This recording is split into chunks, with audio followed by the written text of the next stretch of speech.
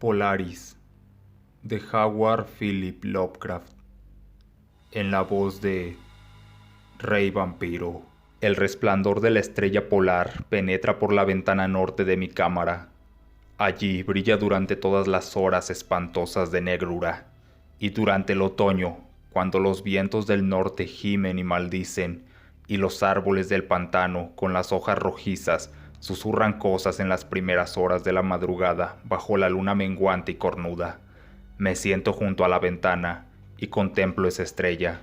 En lo alto tiembla reluciente Casiopea, hora tras hora, mientras la osa mayor se realza pesadamente por detrás de esos árboles empapados de vapor que el viento de la noche balancea.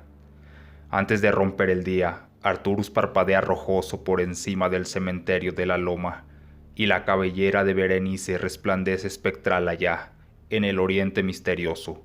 Pero la estrella polar sigue mirando con recelo, fija en el mismo punto de la negra bóveda, parpadeando espantosamente como un ojo insensato y vigilante que pugna por transmitir algún extraño mensaje, aunque no recuerda nada, salvo que un día tuvo un mensaje que transmitir.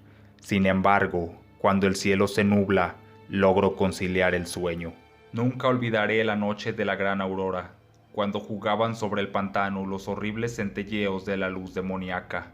Después de los destellos llegaron las nubes y luego el sueño, y bajo una luna menguante y cornuda vi la ciudad por primera vez. Se asentaba, callada y soñolienta, sobre una meseta que se alzaba en una depresión entre picos extraños. Sus murallas eran de horrible mármol, al igual que sus torres, columnas, cúpulas y pavimentos. En las calles había columnas de mármol en cuya parte superior se levantaban esculpidas imágenes de hombres graves y barbados. El aire era cálido y manso, y en lo alto, apenas a 10 grados del cenit, resplandecía vigilante esa estrella polar. Mucho tiempo estuve vislumbrando la ciudad sin que llegara el día, cuando el rojo Aldebarán, que parpadeaba a baja altura sin ponerse, llevaba ya hecho un cuarto de su camino por el horizonte. Advertí la luz y movimiento en las casas y las calles. Formas extrañamente vestidas, a un tiempo nobles y familiares, erraban bajo una luna menguante y cornuda. Los hombres hablaban eruditamente en una lengua que yo entendía, si bien era distinta de la que conocía. Y cuando el rojo Aldebarán hubo recorrido más de la mitad de su trayecto, retornó el silencio y la oscuridad. Al despertar, ya no fui el de antes. Había quedado grabada en mi memoria la visión de la ciudad, y en mi alma había avivado un recuerdo brumoso, de cuya naturaleza no estaba entonces seguro.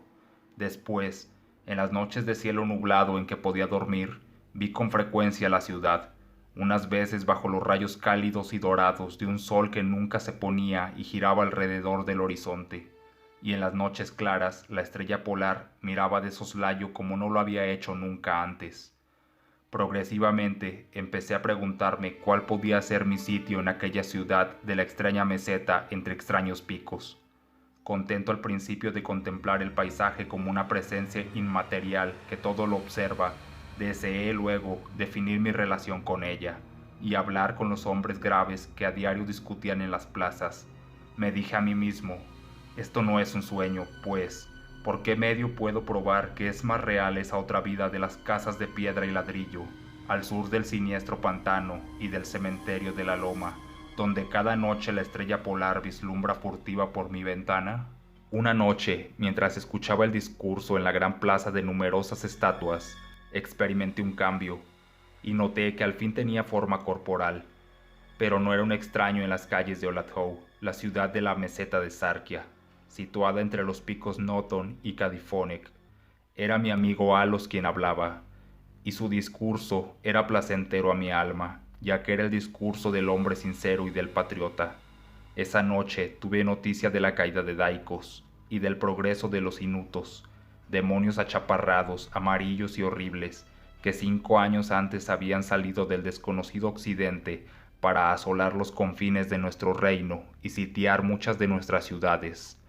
Una vez tomadas las plazas fortificadas al pie de las montañas, su camino quedaba ahora expedito hacia la meseta, a menos que cada ciudadano resistiese con la fuerza de 10 hombres. pues las rechonchas criaturas eran poderosas en el arte de la guerra, y no conocían aquellos escrúpulos de honor que imposibilitaban a nuestros hombres, altos y de ojos grises, habitantes del Omar, emprender una conquista despiadada. Mi amigo Alos mandaba todas las fuerzas de la meseta, y en él se cifraba la última esperanza de nuestro país. En ese momento hablaba de los peligros que había que enfrentar y persuadía a los hombres de Oladhoe, los más bravos del Omar, a perpetuar la tradición de sus antepasados, quienes al verse obligados a abandonar Sopna y trasladarse hacia el sur ante el avance de los cielos, incluso nuestros descendientes tendrán que dejar un día las tierras del Omar. Barrieron gallarda y victoriosamente a los Novkeks, caníbales velludos y de largos brazos que se oponían a su paso. Alos me había rechazado como guerrero, ya que era débil y propenso a extraños desmayos cuando me sometía a la fatiga y al esfuerzo. Pero mis ojos eran los más agudos de la ciudad, a pesar de las largas horas que yo dedicaba cada día al estudio de los manuscritos nacóticos y del saber de los padres apnarianos. De manera que mi amigo, no queriendo condenarme a la inactividad, me concedió el penúltimo deber en importancia. Me envió a la atalaya de Tabnen para hacer allá de ojos de nuestro ejército, en caso de que los inutos pretendieran conquistar la ciudadela por el estrecho paso que hay detrás del pico de Not y sorprender por allí a la guarnición. Yo debía encender la señal de fuego que advertía a los soldados que aguardaban y salvar la ciudad de su inminente destrucción. Subí solo a la torre, ya que los hombres fuertes eran todos necesarios abajo en los desfiladeros. Tenía el cerebro dolorosamente embotado por la excitación y el cansancio, ya que no había dormido desde hacía muchos días.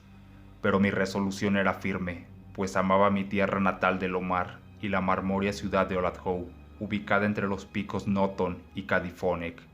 Pero cuando estaba en la cámara más alta de la torre, percibí la luna roja, siniestra, menguante, cornuda, temblando entre los vapores que flotaban sobre el lejano valle de Banuf, y a través de una abertura del techo brilló la pálida estrella polar, parpadeando como si estuviera viva y mirando furtiva como un demonio de tentación. Creo que su espíritu me susurró consejos malvados, sumiéndome en traidora somnolencia con una rítmica y vil promesa que repetía una y otra vez. Duerme, vigía, hasta que las esferas giren 26.000 años y yo regrese al lugar donde ahora ardo. Después, otros astros surgirán en el eje de los cielos, astros que sosieguen, astros que bendigan. Solo cuando mi órbita concluya turbará el pasado tu puerta. Inútilmente traté de vencer mi somnolencia, intentando relacionar estas extrañas palabras con alguno de los saberes celestes que yo había aprendido en los manuscritos nacóticos.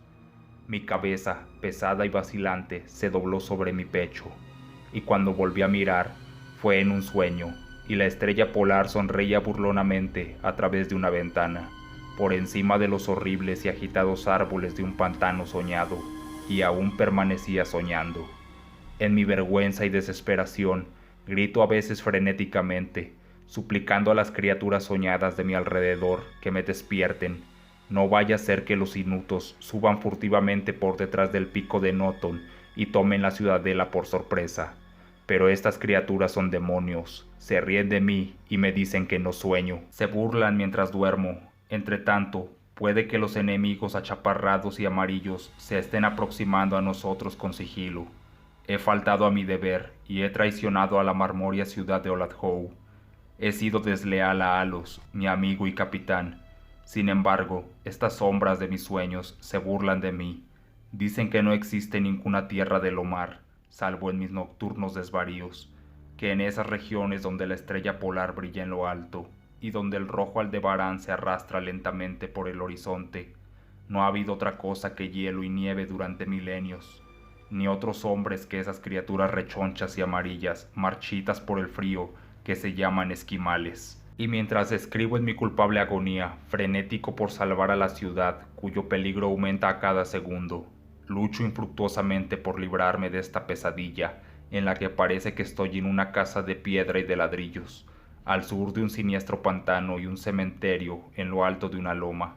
La estrella polar, maligna y monstruosa, mora desde la negra bóveda y parpadea horriblemente como un ojo demente que pugna por transmitir algún mensaje, aunque no recuerda nada, salvo que un día, tuvo un mensaje que transmitir. Fin de esta historia.